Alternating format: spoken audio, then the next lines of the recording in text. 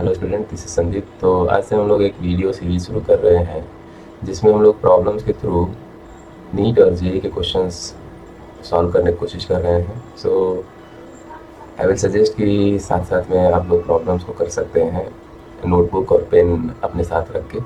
ठीक है, तो हम लोग शुरू कर रहे हैं। यहाँ पे ये कैपेसिटर बेस्ड प्रॉब्लम्स है।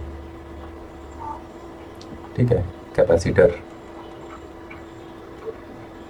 बेस्ड प्रॉब्लम्स है ना। So let us start with the first problem what we have right now. और प्रॉब्लम्स के थ्रू ही हम कॉन्सेप्ट्स को सीखेंगे। प्रॉब्लम्स कर करके प्रॉब्लम्स में जिस तरह के कॉन्सेप्ट्स आएंगे। ठीक है, if you have any suggestions you can let me know. And अगर कोई प्रॉब्लम है, कोई क्वेश्चन है specific, you can send it to me. We will try to discuss that as well. So let us start with this problem. तो question ये है कि the capacity of a parallel plate capacitor, capacity पे parallel plate capacitor, condenser, वही चीज़, condenser को भी capacity ही कहते हैं ना, is 5 microfarad. Okay, when a glass plate is placed between the plates of the conductor, conductor लिखा गया है, कैपेसिटर होना चाहिए था। Okay, capacitor it's potential becomes 1/8 of the original value, है ना। ओरिजिनल वैल्यू का 1/8 हो जाता है वोल्टेज उसमें कैपेसिटर के बीच में। The value of the dielectric constant will be, तो जो इंसर्टेड ग्लास प्लेट है उसका डाइलेक्ट्रिक कांस्टेंट क्या होगा, that we want to know. So the option है 1.6, ऑप्शन बी है 5, ऑप्शन सी है 8, ऑप्शन डी है 40। Okay, so try it out and let me know what do you think, what should be the right answer. Capacitor है हमारे पास, तो capacitor में क्या किया गया है, ये 5 माइक्रोफैराड का कैपेसिटर है ना, बिना डाइलेक्ट्रिक के। जब इसके अंदर डाइलेक्ट्रिक हमने इंसर्ट कर दिया है तो इसका कैपेसिटेंस बिकम सी डैश।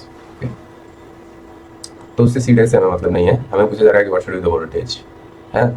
अगर यहाँ पे याद करो इलेक्ट्रिक फील्ड ई नॉट होता है एयर वाले में, यानी कि जब डाइलेक्ट्रिक मटेरियल नहीं है, तो यहाँ पे क्या हो जाता है, वो electric field that becomes E not upon की टाइम्स घट जाता है इलेक्ट्रिक फील्ड। तो अगर इलेक्ट्रिक फील्ड घट गया है, वोल्टेज भी क्या हो जाएगा, वी नॉट बाई के हो जाएगा, यानी कि के टाइम्स घट जाता है। ओके, और वी डैश तो दिया हुआ है कि वी नॉट बाई 8 हो जाता है ना। सो सिंपली दिख क्या रहा है हम लोग को, के क्या पता चल रहा है, it should be 8। So 8 is the right answer.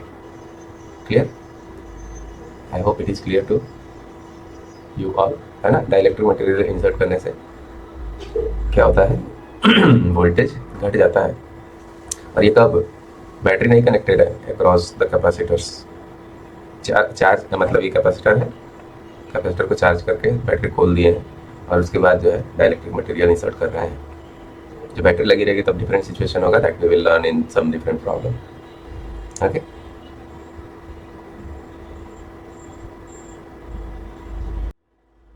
तो ट्राई करना सब लोग खुद से पहले, है ना। A capacitor is charge by using a battery which is then disconnected, देखो आगे, है ना। कैपेसिटर को चार्ज किया जाता है बैटरी से, उसको डिस्कनेक्ट कर दिया जाता है चार्ज करने के बाद। A dielectric slab is then slipped between the plates which results in, एक डाइलेक्ट्रिक स्लैब को उसके बीच में इंसर्ट कर दिया जाता है, किसके बीच में, प्लेट्स के बीच में। Okay, so what we have ये है, इसको चार्ज कर दिया गया, चार्ज कर दिया गया इसका, इस पे जो चार्ज है that is, let us say that is Q not, और कैपेसिटेंस इसका है सी नॉट। ठीक है, और एनर्जी कर देते हैं यू नॉट, जो इसमें स्टोर हुआ है। बाद में क्या किया गया है, बैटरी निकाल दी गई है चार्ज करने के बाद। ठीक है, उसके बाद क्या कर रहे हैं हम लोग, डाइलेक्ट्रिक मटेरियल उसमें इंसर्ट कर दे रहे हैं। ठीक है, बैटरी को खोला रख के डाइलेक्ट्रिक मटेरियल जो है इंसर्ट किया जा रहा है। सो क्या होना चाहिए, आप कह रहे हैं कि reduction of charge on plates and increase of potential difference across the plates. पहला स्टेटमेंट कह रहे हैं कि चार्ज जो है घट जाएगा और पोटेंशियल डिफरेंस भी घट जाएगा। चार्ज क्यों घट जाएगा, चार्ज भाग के जाएगा कहाँ बेचारा, प्लेट पर से। So that is not possible ना, रिडक्शन ऑफ चार्ज तो नहीं होगा। इसका मतलब ये पहला स्टेटमेंट तो गलत है। और इंक्रीज इन पोटेंशियल डिफरेंस भी कह रहा होगा, तो वो भी गलत है, पोटेंशियल डिफरेंस तो घट जाता है ना। Okay, so this first statement is incorrect. Okay, option B पे चलते हैं। Increase in potential difference across the plates, and potential difference increase हो जाता है, reduction in stored energy but no change in charge on the plate. हाँ, ये बात तो कुछ हद तक, रिडक्शन इन स्टोर्ड एनर्जी ठीक है, बट नो चेंज, ये बात सही है, लेकिन इंक्रीज इन पोटेंशियल डिफरेंस कह दिया है, तो ऑप्शन बी भी गलत हो जा रहा है। पोटेंशियल डिफरेंस के अक्रॉस इंक्रीज नहीं होगा, वो तो घट जाता है ना, बी नॉट बाई के हो जाता है ना। ओके, ऑप्शन सी को देखा जाए, ऑप्शन सी को कह रहे हैं कि decrease in potential difference across the plates, ये बात सही है। रिडक्शन इन स्टोर्ड एनर्जी ठीक है, हाँ, यू नॉट भी घट जाता है यू से, सॉरी यू डैश भी घट जाएगा यू से, यानी कि अभी की energy, but no change in the charge on the plates, हाँ ये बात भी सही है ना, चार्ज तो वही रहेगा, आगे भाग के जाएगा कहाँ, प्लेट पर से, है ना, तो चार्ज तो उतना ही रहेगा, ये बात सही है, लेकिन डिक्रीज इन पोटेंशियल एनर्जी, ये बात भी सही है। रिडक्शन इन स्टोर्ड एनर्जी, हाँ स्टोर्ड एनर्जी में भी कमी आएगी, क्यों कमी आएगी भाई, आखिर एनर्जी कहाँ खर्च हो जा रहा है, हाँ तो एनर्जी कहाँ खर्च होता है, ये डाइलेक्ट्रिक मटेरियल जो इंसर्ट कर रहे हो ना, उसको पोलराइज करने में जो पहले की एनर्जी थी वो कुछ खर्च हो जाती है। डाइलेक्ट्रिक मटेरियल के अंदर जो मॉलिक्यूल्स हैं उनको पोलराइज करने में एनर्जी लगेगी ना, तो एनर्जी घट जाएगी, इसीलिए तो यू डैश जो है अब लेस देन यू, तो बात जो है सी वाली ही सही है, सी इज राइट आंसर। एक बात समझ में सबको, होप यू गॉट इट, ठीक है। In case of any doubts let me know about that, none of the above तो होना ही नहीं है, सी है आंसर सही, ओके।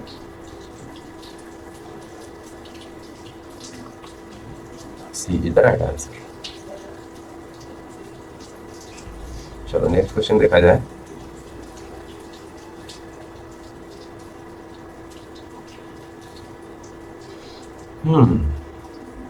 नेक्स्ट क्वेश्चन पढ़ा जाए इसको।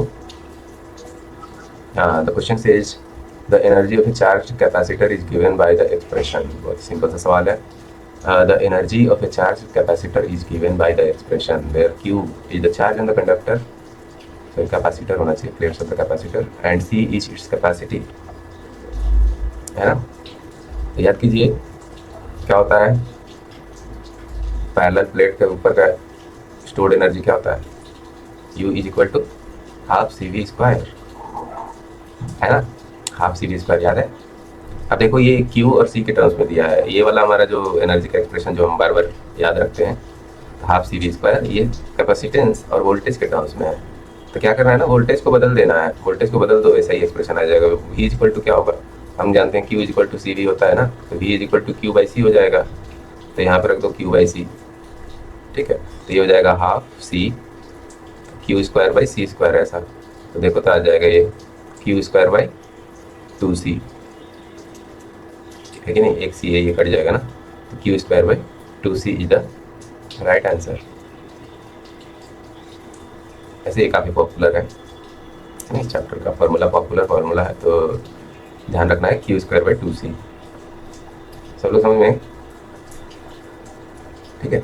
सो राइट ऑप्शन इज ए, है ना। नेक्स्ट क्वेश्चन देखा जाए। ओके, इस क्वेश्चन में देखा जाए हम क्या कर सकते हैं। क्वेश्चन कह रहा है कि the capacity of A condenser, condenser देखो, कंडेंसर कैपेसिटर वही चीज़ है, the capacity of condenser is 4 × 10⁻⁶ farad and its potential is 100 volts. The energy released on discharging it fully will be, सब लोग ट्राई करो जरा पॉज करके, and tell me your right answer.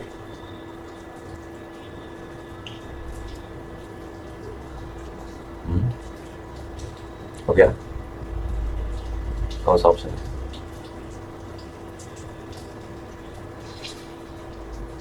चलो करते हैं, देखते हैं क्या क्या चीज़ें दी हुई हैं। C दिया हुआ है हमारे पास, कितना 4 × 10⁻⁶ farad,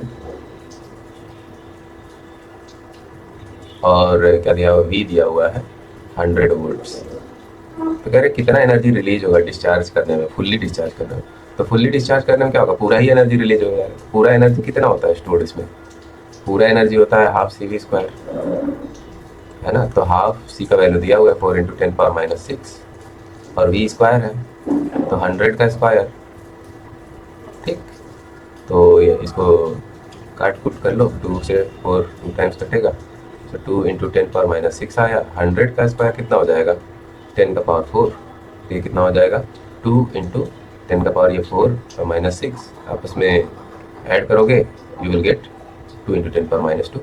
So what do we get is 0.02 joule, है ना? तो ये हो गया हमारा answer. So which one is the correct option? Yes, option A is the right answer. Clear? Okay.